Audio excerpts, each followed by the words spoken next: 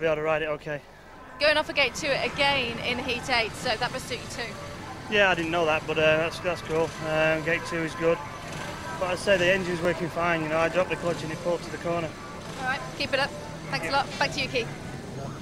Thanks very much there, Susie. Well, we can go back straight away to our commentary team because we don't want to miss a thing from the start of this race. Tony Millard. This is heat number 5, a last chance salon for these because the last 2 are eliminated from the meeting. The first 2 march on. The lineup from Tapes, Brian Carger of Denmark goes from the inside. Fellow Dane Brian Anderson, former Coventry captain, goes from gate 2.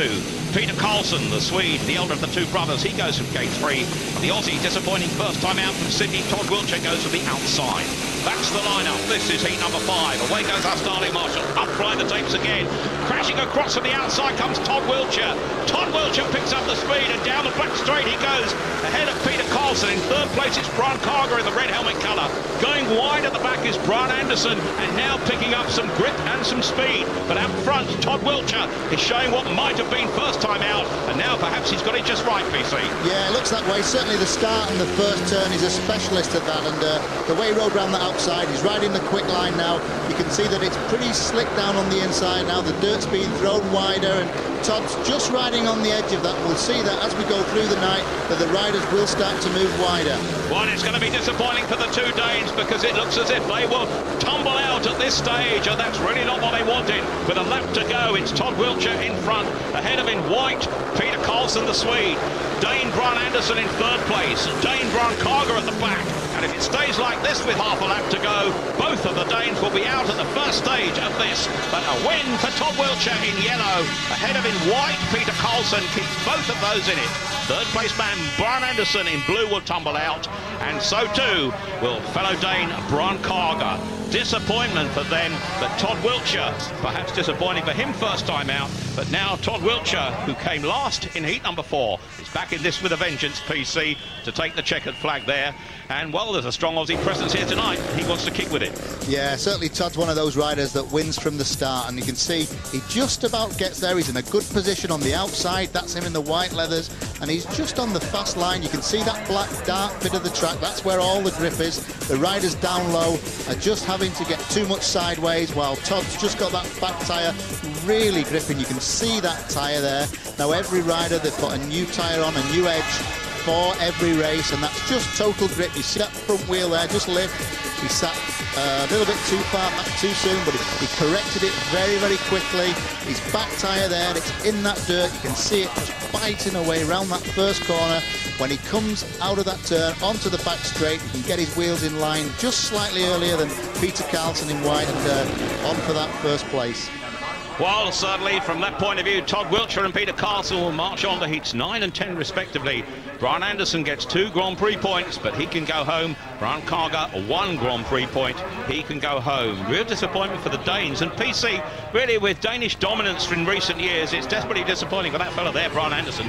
Yeah, Brian's had a really bad run. He's had these terrible collarbone problems. He broke the first one about 2 or 3 years ago, and he's never really got over it. He broke the second one the following year, and he had operations, he had them plated, and these plates were rejected, and the bone now isn't growing, so he's got 2 collarbones basically that are not joined up, Tony. Well, he was a very popular rider here at Coventry, but now here's another man who's been pretty popular at Coventry. 3 British titles he's won here, Andy Smith, but he has to finish in the first 2 in this heat number 6 to stay in the meeting.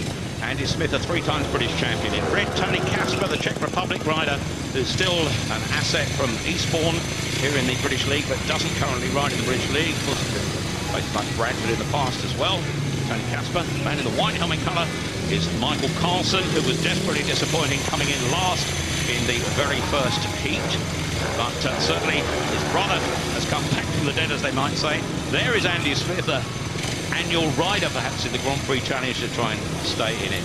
Andy Smith likes his track, Peter. British champion 3 times here. Yeah, and he actually won those 3 British championships back to back. 1, 2, 3 on the run. Here we go, the lineup. Tony Casper from the Czech Republic on the inside. Andy Smith in blue from Britain goes from gate 2. Gate 3, Michael Carlson, the younger of the 2 Swedish brothers, Michael and Peter, of course. And John Jorgensen, so disappointing when he came last in heat number 3. First time out. Heat 2, of course, a regular on this Coventry track over the years. He goes from the outside. That is the lineup. They look down at the tapes. A little bit held here by referee Tony Steele. I think there must be a problem here as to why those tapes haven't gone up. think the electrics must have failed up above us here, because quite clearly the riders held, but referee didn't want to hold that, Peter. Real problem. We've got a starting gate problem here by the looks of things. Probably we'll have a test in a minute. Yeah, the referees tested them. He could have held them if it was certainly one of the riders who were causing problems, but it seemed as though everybody was ready, but he just would not release. Now, of course, that puts a strain on the clutch springs, the clutch plates and much more, and really from the rider's point of view, not the ideal situation. No, not at all, because the riders are sat there like at full revs with the clutch in, just waiting for those tapes to go, and it really does put a lot of stress on that engine, and the clutch would start to pull as well into the tape. Well, the lads in the studio, not the ideal situation. 3 world champions up there, disappointment for the lads at the tapes with them jamming. Well, there we go then. Now then, we've had a lot of rider consternation here in the studio. Sam Ermolenko was shouting, hollering, 13,000 revs that clutch is doing, you reckon, at that particular point, Sam? Well, the engine definitely was. The clutch, who knows with that ratio, but right now, it's, to be fair to the riders, they need to get back and cool their clutches down, because you just can't expect them to go back out there and win a championship on a bad clutch. So these clutches won't last 2 starts like that, is what you're telling me? Absolutely not. Gary? No, they do. They tend to get really hot. All the riders have electric fans to cool them down, and they'll probably be taking them out on the track just now and trying to cool them down a bit, because they'll be steaming. And once the clutch gets hot, it actually starts to drag. The bike pulls you into the tapes, and you can't make OK, well, we don't want any of those kind of exclusions going on in the British Grand Prix if we can help it at this stage of the riders that must get themselves through before they meet the seeded riders in Heat 11. Kelvin, we saw the officialdom looking down on the tapes there. It's obviously difficult for the referee. He was probably pushing the button and the tapes weren't going, so it was a really frustrating situation. But like Sam said, the clutches heat up very quickly because they're running just on air, and you know, with that amount of revs going through it, it's, you know, very quickly you can burn it out. OK, well, that's the first negative thing we've had happen this evening. It's been a great night so far. You guys, I've never heard you louder in full voice in here. I think we ought to have a camera in here watching you in the box in the corner, because it has been quite amusing from where I am. England 3, the rest of the world 1, Keith. I'll tell you what, poor old Sam, he's stuck in the middle of this. I've got to get out of here. I'm going to go and join Millard and Collins. Over to you, Tony. There we go then, the lineup for heat number 6. Start number 2, Tony Casper on the inside in blue, Andy Smith gate 2. Gate 3 in white is Michael Carlsen. On the outside in yellow is John Jorgensen, the last man carrying the Danish flag in this Grand Prix, having come in as a late replacement for Raphael de Bruschi, but away they go. Jorgensen does cut across, but Jorgensen is taken wide, but the man in white, Michael Carlsen, who picks it up. In second place it's Tony Casper. Third in yellow now is John Jorgensen, but Andy Smith is battling through into second place, and I just wonder if Andy could do his Houdini act here once again. It looks extremely unlikely at the moment with Andy Smith right at the back. Yeah, Andy's at the back. He's got to be in the first 2, but he's having a real good go here. There's no doubt about that. He's right in the thick of things here. On the inside, he's trying that inside. It looks like he's got up to 3rd place, but he needs to get up to 2nd, Tony. Michael Carlsen sailing away down that back straight with a lap and a half to go. Andy Smith is back in 3rd place.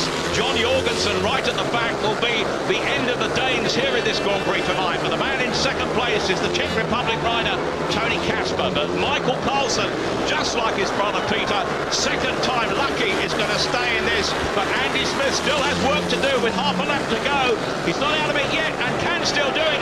Andy Smith is trying, but it's going to be desperately tight. And oh, the referee will have to call that one, because that was desperately tight between Andy Smith in blue and Tony Casper in red. And I just wonder whether the photo finish we might be able to see, or whether the referee will award that. We'll have to wait and see. That was desperately close between the 2 riders. No doubt about Michael Carlsen staying in this Grand Prix and winning that heat, but on the line, that 2nd place, I just wonder who our referee Tony Steele will give it to. He does have the benefit of the replays, and we'll see that in just a minute. Yeah, certainly. Well, this was the start here. We're racing now out of that start to the first corner. There's a bit of pushing there between the rider in white there and yellow. There's a very brave move there by the rider in white, Michael Carlsen. He got pushed, but he just managed to steam through there. Andy Smith here, he's at the back on the first turn. Again, just look at the 2 riders on the outside. They tangle on that first turn, but a bit of pushing there from Michael Carlsen in the white helmet just to pull ahead. And Jorgensen is pushed very, very wide on the first turn, but Casper's tucked into 2nd place. Now Andy Smith really has his work cut out. Andy was at the back there, and on the finishing line, that's how close it was to Andy getting 2nd place.